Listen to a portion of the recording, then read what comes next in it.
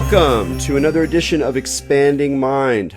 I'm your host, Erik Davis, continuing our conversations about the cultures of consciousness.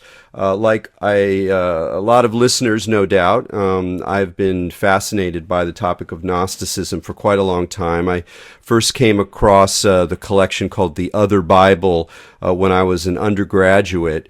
And took it up with great fascination. And it was the same time that I was doing a lot of reading, both in postmodern philosophy, and particularly interested in the questions of simulation. I was a big Baudrillard fan back in the day, and I was also a huge Philip K. Dick fan. In fact, was plunging into his writings on the way towards writing my senior thesis on Dick's work. So I've really been working on PKD for many, many decades, and it's always been in the shadow of my interests in Gnosticism. So I had this very strange kind of take on Gnosticism that involved, encountering the ancient texts and understanding something about their contexts and how they related to Christianity and other ancient religions. But I also always read it as a kind of symptom of a modern situation, like a lot of people who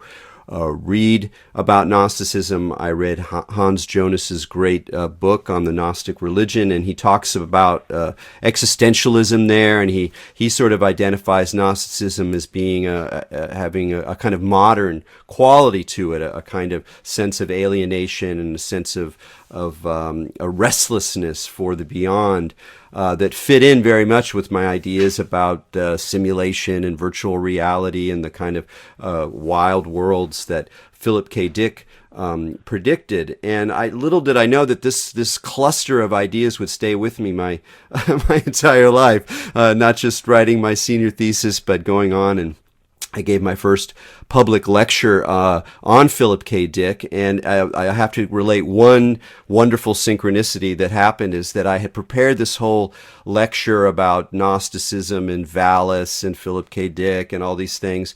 And I was standing there, kind of nervously preparing for my first public talk, and I realized, I said, "Oh my God, I didn't have a good definition of Gnosticism. I didn't really prepare for if people didn't have an idea of what this was." And I was like, "Oh, what am I going to do?"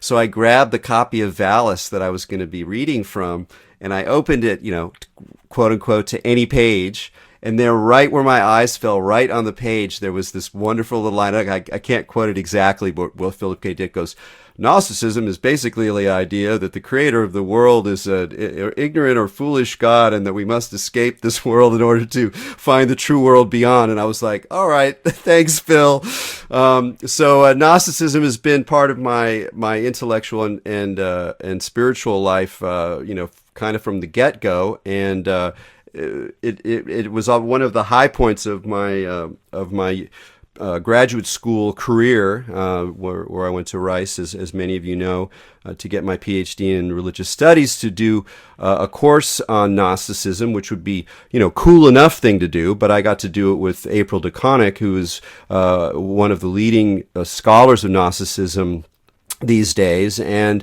not only, knows her stuff inside and out, but has a good cantankerous approach, one that is very much along my lines. We'll be talking about some of the different ways that scholars have come to talk about Gnosticism, especially more recently, and the way in which April pushes back and offers a different way of thinking about it in her new book in particular. I mean, she's been writing many books about Gnosticism, but her new book in particular, The Gnostic New Age, How a Countercultural Spirituality Revolutionized Religion from Antiquity to Today, is not only a forceful statement of her particular views on Gnosticism and how we think about it, but also one that really makes connections to our contemporary situation, which we could think of loosely as the New Age, as this sort of spiritual but not religious, eclectic search for transformative visionary experience and the kinds of stories that come out of that. And indeed, one of the things that makes the book very accessible, as well as very interesting intellectually is not just that she doesn't spend as much time as a lot of academic books talking about the rival opinions. She trusts that if you really want to know more, you can go read those texts, and she alludes to them. But a lot of academic books, there's this kind of constant, badminton game of like, oh, they say this, I say this, they say this, and they're fighting wars on every page. And here we get a nice statement of April's views. And in addition, she does a wonderful job of folding contemporary films into her different chapters so that we get a sort of good handle on the different themes of the chapters by discussions of The Truman Show, Dark City, The Matrix, Pleasantville, all this, these sort of nice handholds for modern people. But it's also making her point that these issues that are raised by the Gnostics are writing about, that they're experiencing, that they're building religions and rituals and experiences around, that the questions that they are wrestling with are still questions that we're wrestling with today. So it's a wonderful statement of her work in a particularly accessible vein. So congratulations on that, and welcome to Expanding Mind, April. Thank you very much. Thank you. It's good to be with you. Yeah, great. Well, I think a fun place to start would be to situate your book, and particularly your emphasis on Gnosticism as a countercultural religious sensibility or spirituality, to put it in the context of some of the contemporary debates within scholarship about Gnosticism. What does the term mean? What should we even use the term? There's a lot of contention, over the years about how we interpret Gnosticism, how we think about it. It's a vast subject, but talk about the way that you're sort of playing off or calling out some of what you see are the kind of excesses or even errors of contemporary ways that other scholars are interpreting Gnosticism. Sure. I think I really started to think about this actually in the class that you took with me when you were in that class. And when we were really trying to figure out how to go back and look at these texts and talk about them as Gnostic texts, because the opinion that has kind of triumphed in academia right now is that there's a very limited. We can use the word Gnosticism very limitedly or not at all, because it's not an ancient word, but a word that was really is really quite contemporary, and that a scholar can create his or her own category of Gnosticism depending on their selection of texts and whether they want to, in what kind of typologies they want to put in place. So it becomes kind of slippery. So my thought at the time, because as I was teaching that class, I was also reading into cognitive linguistics and was being very influenced by the whole idea that ideas do exist in not only our minds, but also in our culture and in the sort of artifacts that we produce.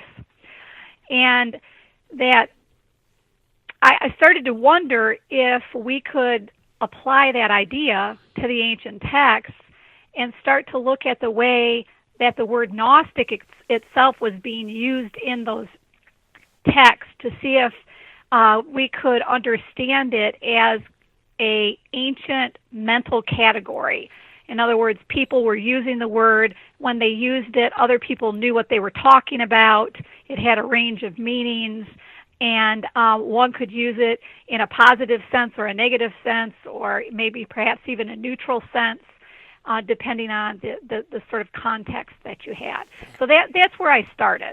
And this was different than, I mean, some of the arguments that have been made in a contemporary sense the style of the argument will be familiar to people, which is that basically, it's a little more complicated than this, but basically, we only know the word Gnostic. We only know the idea that there were Gnostics in the ancient world based on people who didn't like them, anti-heresy guys that associated Right. with the church that we come to know as the Catholic Church. And so, therefore, if we use these terms as scholars, as historians, to talk about the ancient Gnostics, we're really just playing into the hands of the people who hated them. So, almost as a way to protect their own right to be who they were, we shouldn't use this pejorative term. And there's a certain logic to that. It makes sense. It's almost kind of goes along with some of the issues in academy. But from the sense I get from you is that we're throwing out the baby with the bathwater when we do that. Exactly. And what it ended up doing, at least for me, is it put the brakes on. I couldn't do my work. So it became impossible to really talk about these Gnostic groups in any sort of comparative sense at all. And so what was happening is that scholarship was getting very almost ghettoized in terms of, well, you could talk about the Sethians, but then you could only talk about this one Sethian text because this group here or author may be very different from these others. And so what's been happening is that the differences have been being emphasized and being used as a way to stop us from really talking about the similarities, which exist. And the deeper issues. I mean, it's really interesting to me. It's like one of the things that you going into graduate school and really learning a discipline.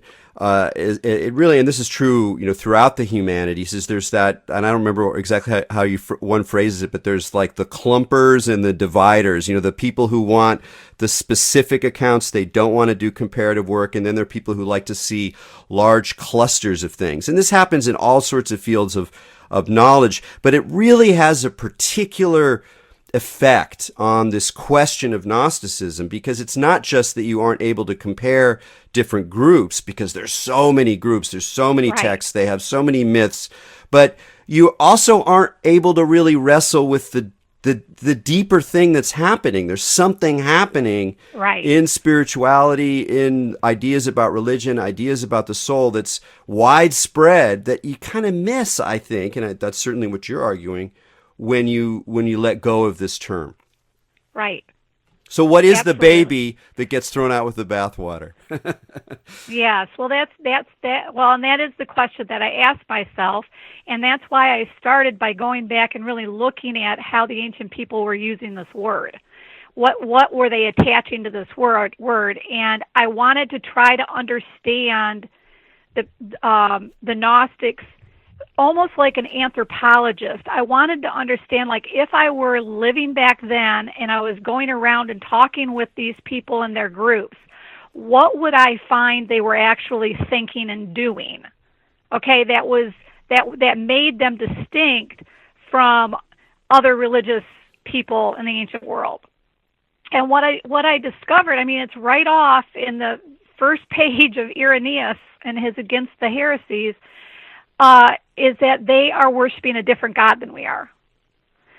And that started me thinking along the terms of, okay, so they're worshiping a different God. This is a transcendent God, and what that worship has done then is it's really flipped everything else about religion.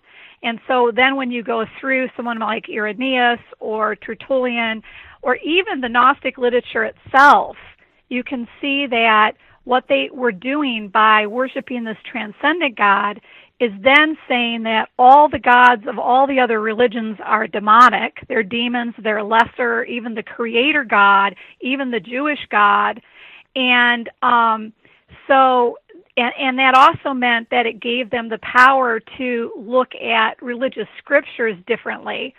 So they began developing hermeneutics in which was really a reverse hermeneutic to what other religious people were doing and how they were reading texts. So they began reading them to look for proof, really, of this transcendent God, and that indeed godlike, the Yahweh God was really a demonic creature. Yeah, well, it's one of the things that always struck me when I first kind of understood about how important this sort of cross reading or reverse reading was for the Gnostics. I'd always imagined these scenes, and because they seemed that seemed very contemporary. It seemed very. It was like conspiracy theory. It was like a strange cult over here rather than mainstream religion. But I always imagined like, two guys talking, and they're one saying, yeah, I was just, hearing about the Garden of Eden the other day and the story of, the God, and, and then they disobey him. Why did they disobey him? And then they get kicked out, and this evil serpent tempts them, and the other guy goes, no, man, that's not the real story. Here's the real story. That guy's actually a fool. The good guy was in the serpent. They had to get out of there. They were trapped in a false reality. And I'm like, oh my God, this is so science fiction. This is so conspiracy theory. It's so like a Thomas Pynchon novel. And exactly. Where does that come from? Is this something that emerges at in this time of antiquity? Is it because it's such a modern sensibility, and you just don't it doesn't feel like you see it much earlier than this. No, I haven't been able to trace it earlier than this, Erik, and that's the thing that's so puzzling to me. It seems to me that in the first century we have, and this is what I actually call this Gnostic spirituality, it's a new emergent cognitive structure, and I really think that revelation is coming into play here, so that I suggest in the book that perhaps one of the places that the spirituality emerges is in the kind of temple experience in Egypt of kind of tourist Greeks and tourist Jews going to those temples to, pay to ask questions or be initiated and see the ultimate God and that sort of thing. And I think that whatever those experiences were, that those people came out and said, wow, that God wasn't Zeus, and that God wasn't Yahweh, so what the heck's going on? And I think that it's these sort of revelatory experiences that people have that turn them back then to their scriptures that they know, where they begin searching for answers to those, their revelatory questions. And that's going to involve having to turn those texts upside down. I love hearing that speculation, but it seems like a very legitimate one to me. And one aspect of it is the stress that you make on both experience, altered states, other right. states of consciousness, and then the notion that these experiences can help shift cognitive structures.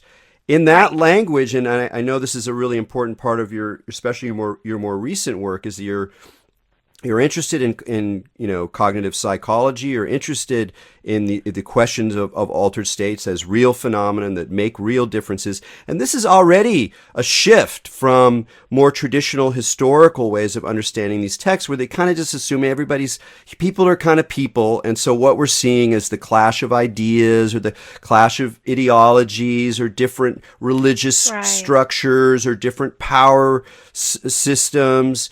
And you're saying, okay, that's all going on, but there's also something that's happening to people that involves extraordinary experience, and that it can have a real effect on cognitive structures, on the way in which we inhabit our consciousness. It can. And so the argument that I'm really trying to make is that Gnosticism is not a religion, but it creates religions.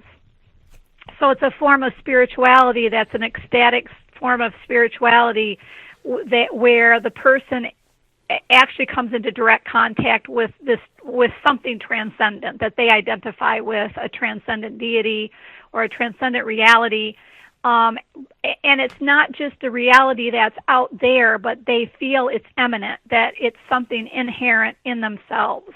So there's this connection that they have with this deity, and that's powerful. That's really powerful, and to go around and think that you are in some way God, not just God-like, but really empowered as God, And so there's quite a bit of ancient literature trying to deal with this idea, and really struggling to try to understand what position that then puts the human in. And there are texts, both in the Hermetic literature, also Plotinus talks about it, that the Gnostics think that they are at least on the footing with the gods of the religions, if not higher than them, which gives them a very interesting human responsibility, and also power. It empowers them to control the kind of lower deities and to bring about change in the world. So here, I'm glad you mentioned the Hermetic text, because here's a distinction, and I'll try to be as crisp in the distinction to get, because I'd really love to hear your feedback. It's one of the ongoing enigmas for me, is that you can see the way that the traditions that we call Hermetic, or in as well as some mystery traditions, share features, some very strong features, with Gnosticism with a capital G. There's a sense of the importance of transformative experience, of otherworldly journeys, of levels to the cosmos, and we see something similar with Platonism and Neoplatonism as well. But one distinction that people have made, I mean, it goes always all the way back to, I think you pronounce it Festiguier, the great Festiguier, French. Is he made this very strong distinction between Hermeticism and on the one hand and Gnosticism on the other. Hermeticism, even though they share elements, the Hermetics generally have a relatively positive feel about the material world, about the objects and images and icons of our world, that there's something sort of good, or at least potentially yummy, that is sort of running through the cosmos. Right. And then some of these Gnostic guys, they just seem like the most, kind of bitter, paranoid. They feel no, this is a prison. We're trapped. We have to escape. The Star Lords that you try to align yourselves with, they're demons. You got to know the secret keys to get out of this place. And I'm exaggerating, but it is a tension, a real tension. And I'm curious why does that tend, what caused that, especially what made the Gnostics, who seem more unusual than the Hermetics in this sense, what helped encourage this almost this more intense devaluation of the material world? Was it politics? Was it the grimness of life? What is your sense of what caused that kind of intense desire for escape? Well, let me just start first by just speaking to the Hermetic Gnostic question, because, I'm of the opinion that the Hermetics are basically pagan Gnostics. I mean, it is a form of Gnosticism. They are after worshiping the transcendent God, and actually they don't have as positive a value to this world as people like to think they do. If you take a look at their literature, they have a varied view of it depending on what literature you actually read. Because the Hermetic literature are compilations, so they have different views. So I kind of look at Gnostic spirituality because it's one of these cognitive categories that it has a lot of flexibility. So it's like the best example I think of every day is the chair. So when we think of a chair, we all know what a chair is. It has certain features. You sit on it. But then things start getting a little bit fuzzy with it. I mean, there are armchairs, there's armless chairs, there's even beanbag chairs. Chairs are different than couches, but exactly how they're different from couches is a question. And so there's a lot of flexibility in the category. And I see that the same thing with this Gnostic spirituality, is that there's some flexibility in how different Gnostic thinkers may view the world. But they're all worshiping this transcendent God. They're all after that experience, and then how that experience transforms their life will depend on what religious traditions they're already embedded in, what sort of intellectual traditions they know, who they're talking to, so who's immediately around them, and all these sorts of issues. So I imagine you're going to have some real pessimistic ones, and you're going to have more optimistic ones. Yeah, that makes sense. And then you have some Christian ones, and that's one of Right. the really interesting twists. You know, I one of my favorite chapters in the book is your chapter about Paul, because even though I know that there were Gnostics who read Paul, and that Paul's some of the stuff that are in the New Testament, like some of the classic, most important theological texts in the New Testament, can be read from a Gnostic point of view. Still, until I read your chapter, I realized that I was always thinking, well, there's Paul, who's kind of like what we would now think of as a real Christian. And then there's these Gnostics who are interpreting him in their kind of wacky way. But you're saying something bigger than that, which is that actually there's we can't prioritize one or the other. The idea that Paul is kind of a real Christian that gets misread by Gnostics is itself just an artifact of the fact that the Orthodox perspective won. And that if you actually go back to Paul, it looks pretty Gnostic. I know. And, I first realized that when I read an article by Quispel, one of the last articles that he wrote on Paul at the end of his life. And where he really lays out Paul as a mystic, but that article kind of reoriented me a little bit on Paul, and I started to go back and said, what if we take off the Christian lens from Paul? Let's just remove it and see what we can see. I did the same with the Gospel of John, and I think actually the Johannine chapter may be my favorite chapter in that book. I really liked looking at John actually as a gospel that was written by an early Gnostic. Yeah, probably a Christian Gnostic. Right. And that it's really funny, because that's where you start to realize, I mean, for me, it's part where you start to realize how these stories that we tell about these texts and these people are so, there's so much invested in them that there's like, wow, no, it's that the Orthodox view of these things still structures how we approach them in some sense, even invisibly. That's exactly right. That's a good way to say it. And that the Orthodox view of things still structures things for us. We're brought up in that environment. We're brought up to look at these materials through that lens. And it doesn't matter if you're brought up Jewish, Christian, or agnostic. It's still part of our culture to read these texts only in this direction. And so it took me a long time to figure that out. And once I did, and I tried to remove that lens, wow, I think things really opened up for me.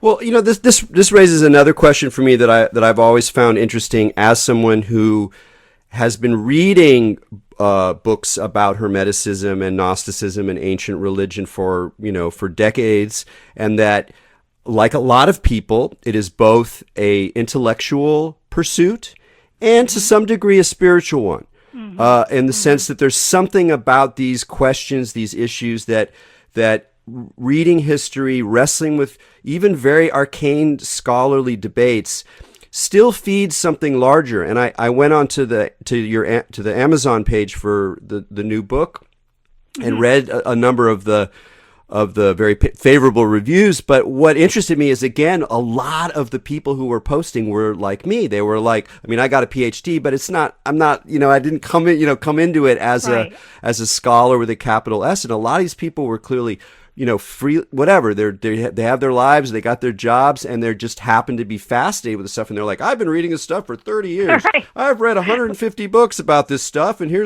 and they're very appreciative of scholarship, but they're also very clear in their responses that they've had powerful visionary experiences, maybe on psychedelics, maybe through spiritual groups, maybe out of and that for them, reading and thinking and wrestling with these historical problems is also part of a spiritual search. And so I just love to hear how you reflect on that issue, both as a scholar who's writing things that are read by people for whom it is also part of this search, but also as a person who's someone who you had your own religious background, you have your own questions about life, and you have also been, those are also in the picture to some degree. So I just have to hear that kind of riff on the layers of studying this stuff. Wow. That's a huge question. One of the things that I'm really interested in this, the power of the text, and how that intersects with the power of the experience. And I'm interested in it because actually, when I was a very young girl, I was 10. I had one of these transcendent experiences just out of the blue, and really reoriented my life.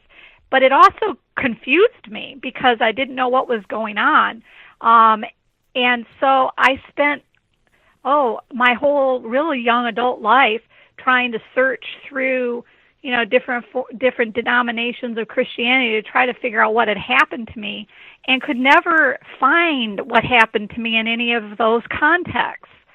And that search continued. I went to school, and I actually came across, you'd said that you came across the Other Bible. I came across a little book that was written by Ron Cameron back in, I think, 82 maybe, called The Other Gospels. And when I think I was 18 or 19 at the time, and I opened that up and started to read the Gospel of Thomas, and I was crying. I just said, oh my gosh, this was my experience. And this is something that, why isn't this in the New Testament? And why aren't Christians talking about this? And all these sorts of questions went through my mind and really drove me to study what I do. Can you talk a little bit about what your experience was like, to the degree that you can relate it? Sure, and it is hard to relate. So I was 10, and my family had just moved from the city out to a rural area about 5 hours away, and I had been plunged into a new school, grade 4, and it was the move was to a place that you had a very strong view of a native population. So if you grew up here, you were kind of elite, and if you moved into the area, you were a bit lesser on the scale of things. And so it was really tough coming into that environment as a fourth grader. And I remember I was out on the front yard with my mom, and she had made friends with another woman. I forget how that had happened, but nonetheless, they got to talking, and after this woman drove away, my mom turned to me, and she said, April, it's time for you to have a religious education. We're going to start going to church. Now, you have to understand that I was in an unchurched family up until that point, never really thought much about God or anything else, and I got mad. And I looked at her and I said, I don't understand. We've never needed God before. Why would we need God now? Besides, how do we even know God exists? Something along that line. And my mom, she looked at me and she said very gently to me, April, that's something you're going to have to find out for yourself. And she walked into the house. And as I turned, I was just suddenly overwhelmed with this light that turned all the colors very vivid. Like I can remember the grass becoming a really vivid kind of green. But I felt, and I don't know how else to explain it, but I felt presence. I felt a presence that was holding me. And you get choked up talking about it because I felt loved and that all would be okay. And it really did totally change my perspective on the world and life. And so that was my experience. Wow, that's an amazing story. You know, one of the things that struck me about it is the way in which, in the background of this kind of ineffable glory, was a social tension. You know, a kind of you're an outsider. Your parents were doing this partly as a way to assimilate. There's a tension between those who are in and those who are outside, which is part of the social function of religion and part of the bad side of religion in many, many ways.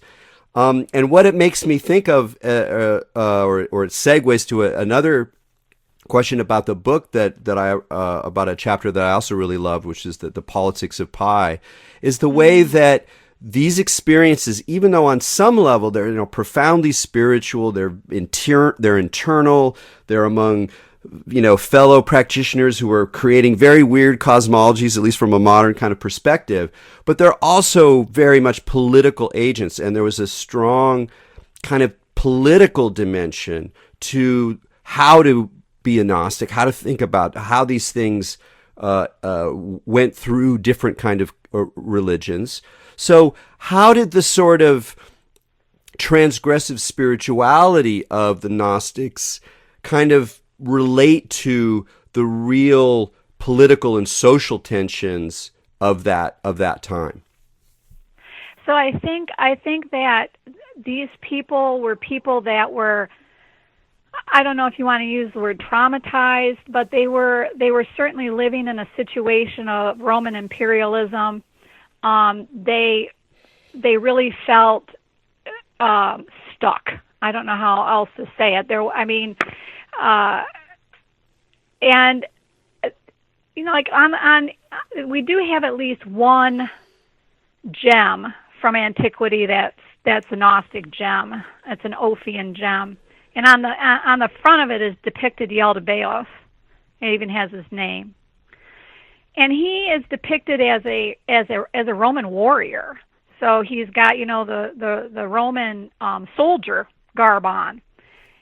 And now that's the transfer these people were making. They really understood that the gods who were controlling this world were like the Romans. They were like Roman soldiers. And so a lot of what they were trying to do, since they felt like they couldn't actually rebel against Rome because they knew they would be destroyed, is they set up what I call a cultic, ritual activities in which they could go into the heavens and they could get control of the gods or the archons that were there, and that if they could do this, they were hoping they could affect change at home, because there's an intimate connection in the ancient world between the gods who are running things and then the politicians and so forth that are in control of things and the laws that they're putting into place on Earth.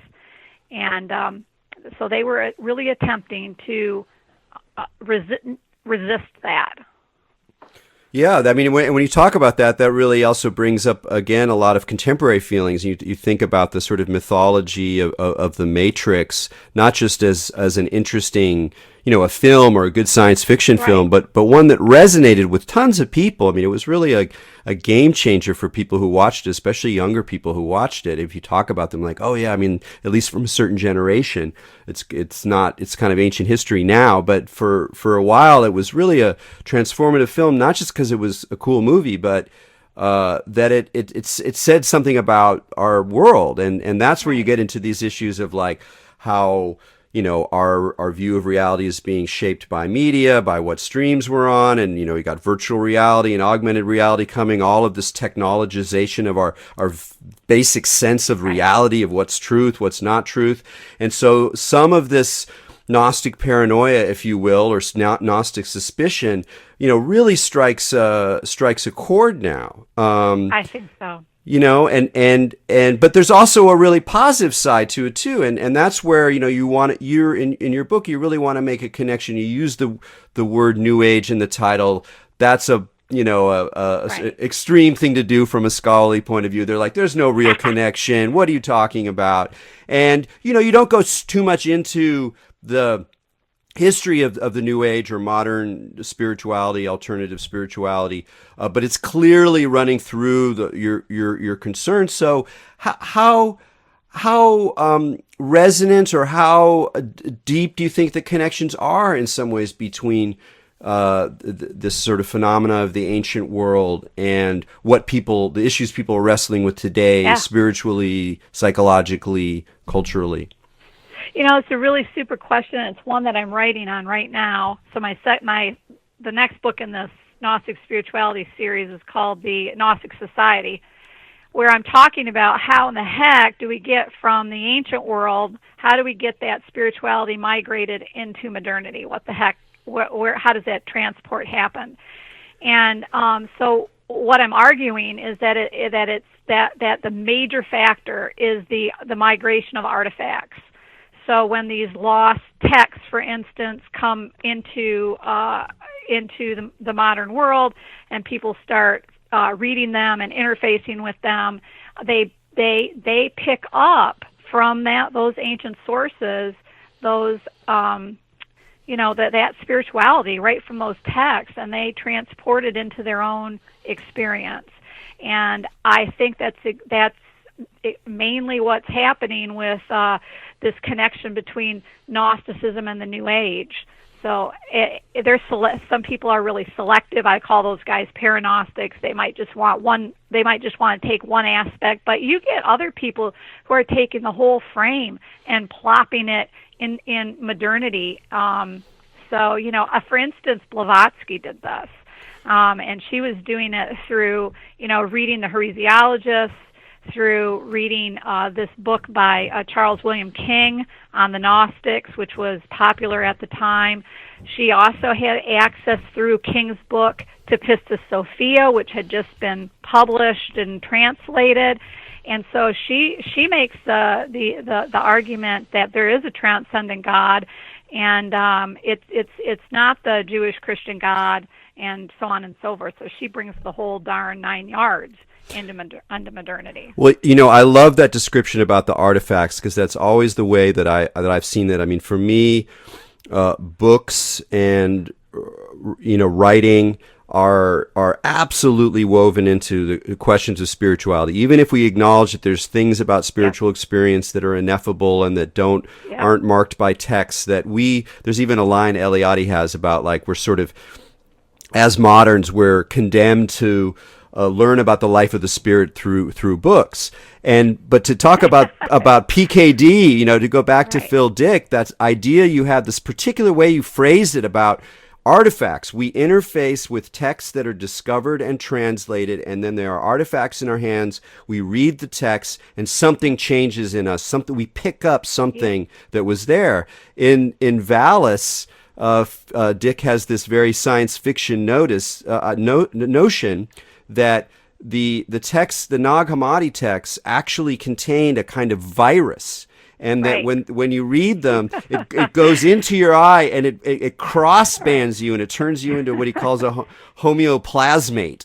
So he's got this science fiction reading, but in a weird way, it's just kind of an allegory of this process that you're describing, whether we think of it in terms of memes or cognitive structures. There's some kind of actual transmission that happens in a material way. It's not just some idea realm, and that's a fresh way of approaching the question of influence, I think. Yeah, and it's really exciting when you start looking back through the materials, which is what I'm trying to do now as I write this book, in terms of you can actually start to chart how these different, I call them alpha channels, like Jung was an alpha channel, and I think Blavatsky was an alpha channel, where they're right there with those primary sources. They're also into the academic materials, which is another channel, and they're pulling that all together into something new. And then that something new, then that becomes channeled out into all different kinds of directions, and different new religious movements arise, or writers pick it up, or film producers pick it up. So it's actually not as difficult to track these things as you might think. Yeah, well, because then you can then the ways that you trace influence and connection, it's really an interesting issue, because on some level, that's what historians do. If you read a Right. book that's a history of this, they're going, yeah, this guy picked this up idea from them and read her book and mixed them together, and then you get this. And when it's done sort of, generically, it's like, it's, interesting, informative, but it's often not as juicy as it could be.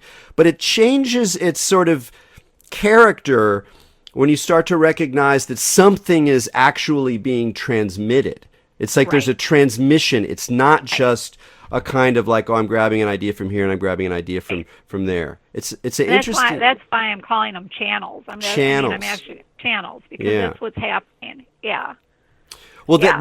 this raises like a question I kind of alluded to earlier, which in terms of the fact that this material, even in particular, if we look at all the texts you can read, all the ancient religions you can read about, in my experience, and I think to a lot of other people, in a lot of other people's experience, there's something particular about Gnostic material that has a very sparkly, infectious quality. It's very lively, and then as a scholar, again, you must be aware, and particularly with the new book, which is written, with a popular audience as well as a scholarly audience in mind, that you're aware that you're writing books that aren't just being read as intellectual treatises, arguments, critiques, histories, but they're also being read in a context where a lot of the readers are themselves, in a way, seeking these channels and wanting these channels.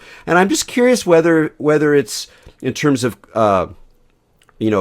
letters you've gotten or contacts with individuals you've had, or even your own sense of responsibility, or that in some ways you're nurturing something, or you're allowing something to be reconfigured for people in a real way. How does that play much into your scholarship, or do you tend to kind of not think about that too much? No, I think about it. And it's a big motivating factor for me. I was once gave a talk somewhere, and after the talk, a scholar came up and said, "Yeah, I've read through the non-commodity literature, and that's just all just total craziness. It's just like mental illness craziness." And at that point, I thought to myself, "Oh my gosh, this person actually doesn't understand what they're saying." So all that person can do is say they're crazy. And so my goal from that point out was to try to understand the literature not as crazy. So like if something was in there that like looked crazy to me, I was like, okay, I just don't understand it yet. And I kept working at it until I got it. And then I wanted to write a book in which I could transfer some of that knowledge and some of that really appreciation for what these Gnostics were doing. Well, one of the questions I've always had is when talking about the Nag Hammadi texts, there's this jar with all these scrolls, and they're kind of different. They're not all Gnostic. You got some Plato in there, you got some Hermes in there, Hermetics in there, and of course the Gnostic texts themselves are from all over the map. Right. You got Sethians, not Sethians. I know it's like an eternal and perhaps unanswerable question. What was this library? Was it a collection of a Gnostic group? Was it some monks who were just like to have a lot of different literature around? Was it a group that believed that all of these had different purchases on the truth? Even if we don't really know, what is your sense about who put those texts together and why they're so diverse as a collection? Sure. I think that these were Egyptian books of the dead. That somebody owned. It was their own personal library, which they were taking with them in their grave. There's a really popular story that these texts were buried by monks because they're close to a monastery. But one of the things that you don't hear in that story is that they're actually found in a burial ground, and there was a skeleton next to the jar. So I think these were not from a monastic library. I think this was a personal collection of somebody who was either Gnostic or ancient esoteric kind of thinker who these texts were important to because they told them something about their life and their death, and in some ways would help them make that transition successfully, just as the books of the dead did for Egyptians for centuries. And it's great too, because then that's another sort of connection between now and then. It's not simply that people today continue to have extraordinary experiences. Sometimes they transform their whole viewpoint and they become more transgressive in terms of mainstream religion, which is a pattern that you identify with the ancient Gnostics. But it's also the case that there's people then, scores of people who are like us in the sense that we're just reading all these different things, and they're fascinating. We recognize that they're contradictory. We know there's something going on, but we can't really identify any particular take as being like the one that you're going to plant your flag on. And that's part of spirituality. That's part of existential life. That's part of being an awake person, is that you surround yourself with these views, but you don't necessarily come to a specific conclusion. So that's another point that seems very, very modern to me. Right. I agree. Yeah. These ancient Gnostics were like the New Age people today. Were really eclectic. So they were seekers. They were out there looking for answers from different sets of scriptures or different religious traditions, depending on where they lived and what they were familiar with. And but they weren't, and I really want to emphasize this, they weren't doing like a cafeteria style religion. They weren't just sticking anything on the plate. They were really specific in the sorts of things they were looking for, and the way they reinterpreted the materials and wove them together into this bigger narrative about the transcendent God and their relationship to that God. Yeah, that totally makes sense. We just got a few minutes here left, and I guess I wanted to talk a little bit about the sort of way that there's more and more information about cognitive science now. People are thinking much more about the brain, not just in terms of how we function in an ordinary life, but also about altered states. I mean, I think one of the reasons there's so much interest in psychedelics today from a scientific point of view is because something's going on here. There's something that happens that's really extraordinary inside of the mind, and it clearly has it's a lot like mystical experience. If it's not exactly the same thing, that's a contentious question. But clearly, part of the issue about being a neuroscientific culture is that we have to wrestle not just with ordinary consciousness, but with extraordinary consciousness. Right. And now, how are those issues that are in some sense outside of historical questions or religious questions, how are those or at least influencing you to take a different look at these long-standing scholarly questions? Wow, that's another big question, but I think what it's done for me as a historian is it's made me stop in my tracks and say, we can't explain everything by society. We can't explain everything in terms of like social issues or political issues. That what we've forgotten is that the human being is a factor.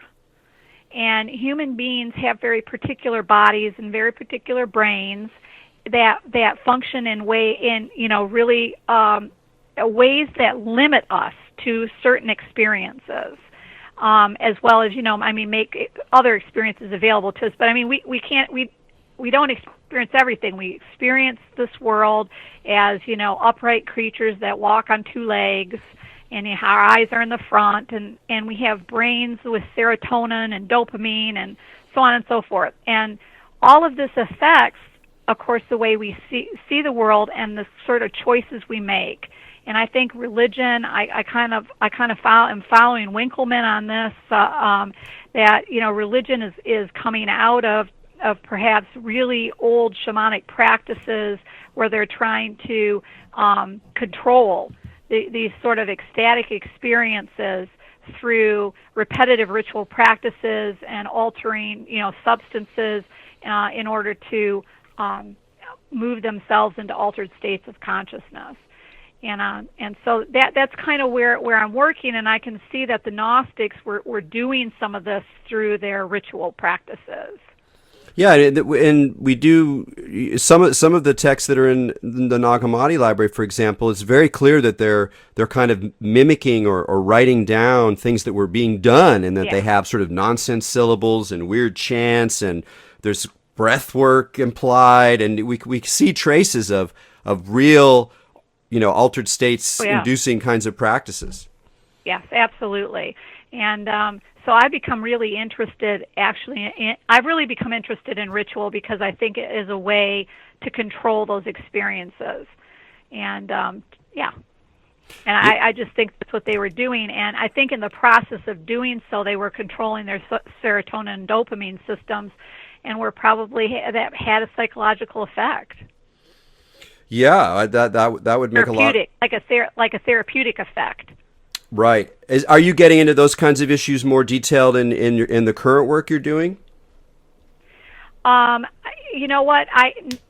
Perhaps not in this particular book, but I will in the third book in the series, which is will be more case studies of like sort of Gnostic Americans. Oh, wonderful! So that's great. I hadn't realized that this was just the first of a trilogy, and that you're going to be bringing us into the modern world. That's great news. I didn't know it either, but it has manifested itself that way to me, and so that's what we're going with.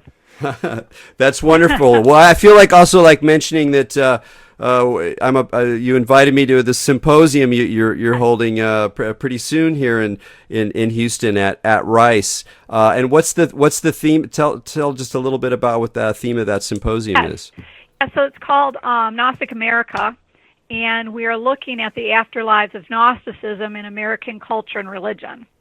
So we have a lot of wonderful folks coming, and I'm looking forward to your paper, and I'm going to be testing out some of my thoughts that I've been talking about today on artifact migration and kind of how this shift into modernity was made and why it was made. Yeah, I'm looking forward to it tremendously. And also, folks, Miguel Connor's going to be there, one of my best friends, and I love the guy, and he's like, I love his show, and I think it's wonderful that there's room for non-academic scholars as well, people who have been really working on this stuff in a long ways, because it's an important place to acknowledge the widespread interest in these things. So I look forward to it very much, and I want to thank you so much for joining us on Expanding Mind. Thank you, Eric. It's been my pleasure. Great. That was April DeConick, author of the Gnostic New Age. And until next week, keep your minds open.